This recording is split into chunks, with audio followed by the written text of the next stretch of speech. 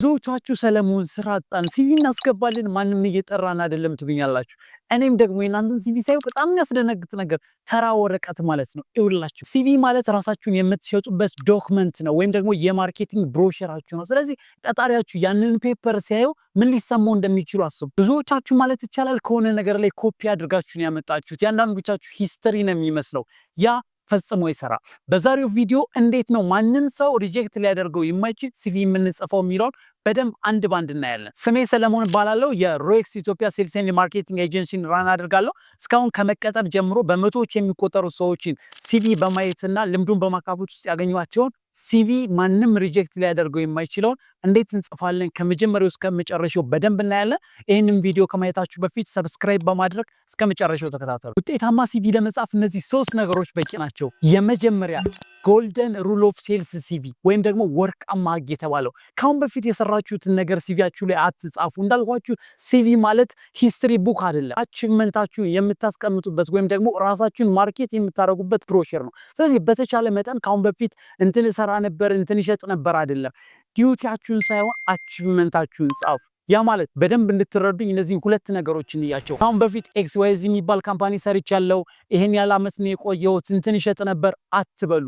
ካሁን በፊት እንደዚህ የሚባል ካምፓኒ ውስጥ ገብቼ ይሄን ያህል ሊዶችን ሰብስቤ ነበር፣ በቀን ይሄን ያህል ሰዎችን አናግራለሁና በአመቱ መጨረሻ ይሄን ያህል ስኬት አሳክቻለሁ የሚል ቫልዩ ወይም ደግሞ ቁጥር አስቀምጡ። ይኸውላችሁ ሴልስ የቁጥር ጨዋታ ነው። ስለዚህ ካምፓኒዎች ከእናንተ የሚፈልጉት ዲዩቲያችሁን አይደለም፣ ምንድነው የሚያሳኩልን ነው እንጂ ቀን ሙሉ ምን ይሰሩ ነበር አይደለም። ስለዚህ በተቻላችሁ መጠን አቺቭ ያደረጋችሁትን ቁጥር ዋይዝ ቢሆን በተቻለ መጠን ቁጥር ዋይዝ ለማስቀመጥ ሞክሩ፣ ያሳካችኋቸው አቺቭመንቶች ማለት ነው። ሁለተኛ ማትሪክሱን መጠቀም። ካሁን በፊት ያዘጋጀሁላችሁ ማትሪክስ ነበረ። 4 አይነት የስራ ባህሪዎችና 3 አይነት ሌቭሎች አሉ። ስለዚህ ካምፓኒዎች የፈለጉት የትኛውን የስራ ባህሪ ነው። ስለዚህ እኔ ለነሱ የምጽፍላቸው ምን አይነት ደብዳቤ ነው? ይኸውላችሁ ለተለያየ ሰው የምትልኩት ደብዳቤ ወይም ደግሞ ብሮሸር ይለያያል።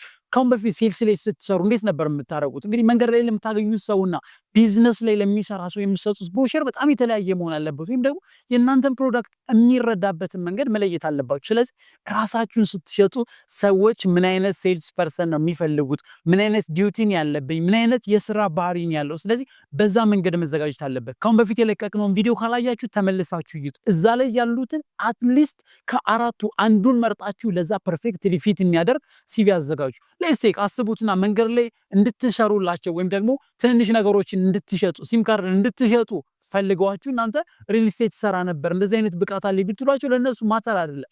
የሚፈልጉት መንገድ ላይ ቆሞ ሴልስ የመሸጥ ወይም ደግሞ ለብዙ ሰዎች ማናገርና መሸጥ የሚችል ሰው ነው።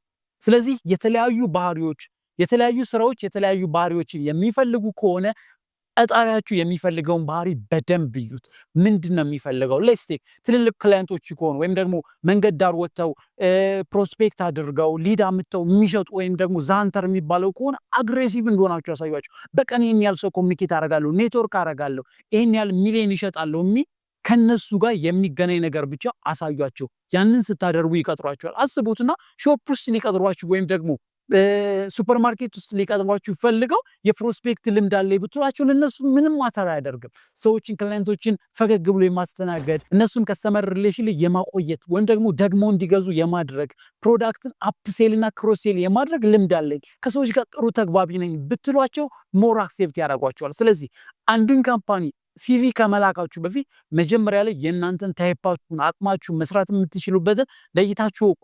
ሁለተኛ ደግሞ ካምፓኒዎች ምንድን ነው የሚፈልጉት የእናንተን ስራ የሚፈልጉት ላይ ብቻ አፕላይ ብታደርጉ እኔ እመክራችኋለሁ። ካልሆነ ግን እንግዲህ 4 አይነት ሲቪ ማዘጋጀት ሊኖርባችሁ ወይም ደግሞ ከነሱ ባህሪ ጋር የሚመሳሰል ብሮሸር ማዘጋጀት ይኖርባችኋል ማለት ነው። ያንን ስታደርጉ ራሳችሁን ፐርፌክትሊ ለነዛ ሰዎች ስለምትሸጡ ሲቪያችሁ መቼም ቢሆን አይጣል። ሶስተኛ ሲቪ ላይአውት። ሲቪው ላይ የሚገቡ ነገሮች ምንድን ናቸው? ብዙዎቻችሁ እኔ በጣም የሚገርመኝ ኤሌመንተሪ የተማርኩት ሰላሌ ነበረ እንትን የተማርኩት ጎንደር ነበር አይባልም። ማለት ጭራሽ እሱ የሚያስፈልግ ነገር አይደለም። በዛው ውስጥ ካምፓኒ የሚፈልገው እነዚህን ሰዎችን መቀጠርበት ምን ነገር አላቸው፣ ምንድነው የተማሩት፣ ምን ኤክስፒሪየንስ አላቸው ነው። ስለዚህ እነዚህ 4 ነገሮችን ብቻ ታስገባላችሁ። የመጀመሪያው ሂደር ነው። ሂደር ላይ ስማችሁን፣ ስልካችሁን፣ አድሬሳችሁን እና ምናልባት ካስፈለገ ፎቶ ግን ፕሮፌሽናል መሆን አለበት። ሰርግ ቤት የተነሳችሁትን ፎቶ ፕሊዝ አታስገቡ። ሁለተኛ ደግሞ ፕሮፌሽናል ሳመሪ ነው። ፕሮፌሽናል ሳመሪ ማለት በቃ ከ3 መስመር ከ4 መስመር መብለጥ የለበትም። የቪዲዮ ሁክ ማለት ነው። ሰዎች እናንተን ባጭር ነገር ፕሮፌሽናሊ እንዴት ይገልጿችኋል ወይም ደግሞ ምን ጥሩ ነገር አላችሁ የሚለውን በ3 መስመር በ4 መስመር ብቻ አዘጋጁት። ሶስተኛ ደግሞ ኤክስፔሪየንስ። እንዳልኳችሁ ኤክስፔሪየንስ ላይ የሚቀመጥ ነገር የሰራችሁት ወይም ደግሞ ዲዩታችሁ ሳይሆን አቺቭመንታችሁ፣ እዚህ ካምፓኒ ገብቼ ይሄን ነገር አሳክቻለሁ፣ እንደዚህ አድርጌያለሁ የሚሉ ነገሮችን ብቻ አስቀምጡ። አራተኛ ደግሞ ስኪላችሁ። የመጀመሪያው ሶፍት ስኪል። ሶፍት ስኪል ላይ ምን እሰራለሁ፣ ኔጎሺዬሽን ስኪል አለኝ፣ ከሰዎች ጋር የመላመድ ስኪል አለኝ፣ እንደዚህ ያለኝ የሚሉ ፖዚቲቭ ነገሮች ለሴልስ ቆራጥ ወይም ደግሞ ጎበዝ የሚያስብሏችሁን ተፈላጊ የሚያስብሏችሁን ሶፍት ስኪሎች አስገቡበት። ሁለተኛ ደግሞ ሃርድ ስኪሎች። ሃርድ ስኪል ምናልባት ድርጅቱ የሚፈልገው መግባቢያዊ ነገሮች ኮምፒውተር ስኪል ሊፈልግ ይችላል፣ ኢሜይሊንግ ሊፈልግ ይችላል፣ ወይም ደግሞ ሌላ ሶፍትዌሮችን መጠቀም፣ ሶሻል ሚዲያ ላይ መስራት የሚባሉ ነገሮችን ሃርድ ስኪል ይሄን ነገር መስራት እችላለሁ የሚል ሊስት ዳውን የሆነ አጭር ነገር ብቻ ስኪል ላይ ያስቀምጡ ማለት ነው። ስለዚህ ይሄንን በመሰለ ነገር ካዋቀራችሁት እርግጠኛ ሁኑ ከዚህ በኋላ በምትልኩት ሲቪ በአጠቃላይ ለኢንተርቪው ትጠራላችሁ። ኢንተርቪው እንዴት እንደምታደርጉት ደግሞ ቀጣይ ቪዲዮ እንሰራላችኋለን፣ እሱ ላይ ተከታተሉ። ነገር ግን ማወቅ ያለባችሁ ነገር ሲቪ ማዘጋጀት ከባድ ነው። ኮፒ ፔስት ግን የሚደረግ ነገር አይደለም። ምክንያቱም ሲቪ ከባድ ነገር እንድታዘጋጁ ፋይናሊ ምን እንደምታገኙበት አትርሱ።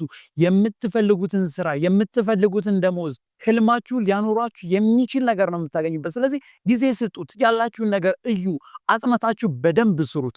ይህንን ግን እኛ ልናግዛችሁ ስለፈለግን እንደ ሬክስ ሴልስ ኤንድ ማርኬቲንግ ኤጀንሲ ምን አይነት ሲቪ ነው ቆንጆ የሚለውን ሳምፕል ቴሌግራም አካውንታችን ላይ እናስቀምጥላችኋለን። እሱ ላይ እየገባችሁ በደንብ እዩት። ወደ ራሳችሁ ደግሞ ከስተማይዝ አድርጋችሁ ይህንን የመሰለ ሲቪ ብታዘጋጁ በሁሉም ዘንድ ተፈላጊ ትሆናላችሁ። በቀጣይ ቪዲዮ ኢንተርቪው የተጠራችሁበት ድርጅት ደግሞ ሄዳችሁ ምን አይነት ኢንተርቪው ማድረግ እንዳለባችሁና ሁሉም ሰው እንዴት አክሴፕት እንደሚያደርጋችሁ ቪዲዮዎችን እንለቅላችኋለን። ሰብስክራይብ ማድረግና የደወል ምልክቱን መጫን አትርሱ። ሰላማችሁ ይብዛ።